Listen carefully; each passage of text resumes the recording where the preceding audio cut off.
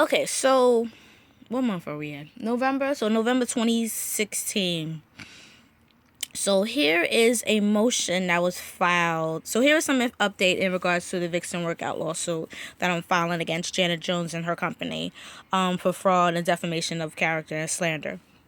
So they scammed me out of my money with their fraudulent business opportunity, their fraudulent instructor opportunity. They advertise one thing, it's completely different once you actually spend the money and you get involved. Not only did she scam me, but she's also scamming other people, as well as conning her licensed, independent, self-employed Vixen workout instructors into doing her dirty work by having them harass me, stalk me, and all other fun things. Ms. Janet Jones started a cyberbullying campaign against me and had all her hundreds and hundreds of thousands of Vixen Army followers and fans attack me, and spread lies and rumors that she started, all because she just did not want to refund me my money. And it's so sad because I wasn't asking for a whole lot when she did what she did to me back in February 2016. I was initially trying to at least get $2,000 back for my flight, hotel, rental car, and studio rentals when she terminated me 2 days before I'm scheduled to do a certification training with her all the way in Miami. Now, I live in New York City, so obviously, if you're going to terminate somebody 2 days before you're supposed to see them for a paid training event, you would think, let me at least reimburse this girl her travel expenses or something. So when she did that, I knew something fishy was going on because it didn't make sense. Like, we were literally getting on the plane the day she sent that email. So I knew something fishy was going on when she sent it 2 days before, because that doesn't even make any sense, especially when I didn't do anything wrong. But anyway, fast forward, here we are. I filed the lawsuit to get my money back for her fraudulent business. So her attorney filed a motion back in October to get the court case dismissed. He's saying for jurisdiction reasons, it should be dismissed. So we're going to break it down, and I'm going to show you not only is Vixen Workout and Janet Jones a liar, but here is evidence that they submitted a legal document to the court with fraudulent information. Now, if you can lie to the court and you can lie to the judge, all I know is how you do anything is how you do everything. So I want people to understand and stop pretending like they don't realize Janet Jones is lying, because she's saying one thing and then later on she says something else, and then her actions show something else. You know what I mean? So if she wants to continue paying for attorneys, that's her business. That's fine. But at the end of the day, I'm going to exercise my legal right to get my money back that I was wrongfully stolen from. And if you want to continue with your campaigning and slander and lies and harassment and terrorizing me by using and conning your certified Vixen instructors and telling them, hey, listen, if you don't do this, I'm going to terminate you. Because why else would these innocent people get so deeply involved in this simple dispute between myself and Janet Jones unless you was holding this certification over their head and threatening and bullying them into doing your dirty work so you can turn around and terminate them if they don't do so? Because why else would these people get involved? But anyway, here is the legal document that Janet Jones' attorney submitted to the court in October. This is a sworn statement. Now I'm going to break it down and we're going to show you how she's a liar, because she lied to the court, she lied to the judge, and it's either the attorney is lying for her, which he is kind of paid to do, or she is lying to the attorney about what's going on, which is even worse.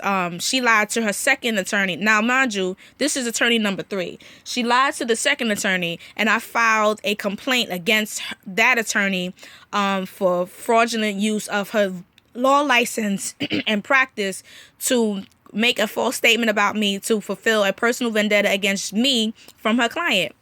So basically, I filed a complaint against their second attorney, outlining these same lies that the third attorney is saying, and sent it to the Bar Association of South Florida. Now, obviously she's on attorney number 3, so we can just assume and speculate that that second attorney was like, no shade, but you ain't got no evidence on what you saying, and I'm not gonna risk my law license for you. Ain't that much money in the world. But anyway, here is the motion that the attorney sent. So it says, legal argument: the court must dismiss the complaint for lack of jurisdiction. A small claims court may only be brought against a defendant that resigns, has an office for the transaction of business or regular employment within the city of New York, New York City Civil Court Act, blah, blah, blah, blah, blah, blah. Right? So again here, court lacks jurisdiction over the person who owns. Let's go to the other side. Building in New York because they do not live in New York City and does not have an office for a transaction of business in New York City. Vixen is a Florida LLC. It does not reside, has an office for a transaction of business or regular employment anywhere within the city of New York. Because the defendant neither resides nor has an office of regular employment in New York City, an action may not be maintained against it in small claims court. So blah, blah, blah, blah, blah, blah, blah. Right? So, in other words, what they're trying to argue, that Vixen Workout is only operational in Miami or in Florida. Let's say the state of Florida. They do not hold a regular business in New York City. They do not have a place of transactions in New York City, so a lawsuit cannot be filed against them in New York City. Now, I'm sorry. I just got to throw my 2 cents in this. If I was an attorney and a company asked me to, represent them in court, the first thing I'm going to do is research the company, right or right. I'm going to go to the company's website, look at their advertising campaign, ask the client questions. So let's assume that the attorney did this. Now, based on this amendment he filed, he is going under the assumption, based on the information he received from his client, Janet Jones of Vixen Workout, that they don't have a location in New York City. They don't do business in New York City. They only operate in Florida. Because why else would he write this sworn statement and sign it saying, hey, this is what it is? Now, let me go to my computer. Let's do the math. You see the website, vixenworkout.com? So here's the site. Yay. And I'm going to talk about this one in a minute because she got a new location. Yeah, I would have got a new location too, renting my own space if I was being evicted from everywhere else. Because you're getting caught in your lies. But that's another video. So let's go to info. Right? Hold on. Now we're going to scroll down. What's that? I see 3 locations listed for Vixen Workout. New York, Ripley Grid Studio. New York, Pearl Studios. New York, Chelsea Studios. Now, if you know any of those people that operate at these locations or work there or own it, maybe you should send them this link and let them know, like, you're dealing with somebody who's trying to con you and con people, because she's spreading these lies and she lied to the court. And how you do anything is how you do everything. Now, I'm sorry. This is right on their website.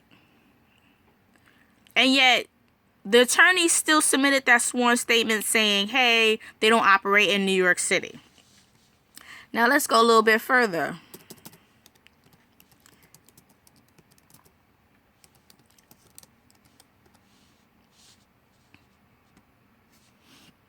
This is what happens when I type with my left hand.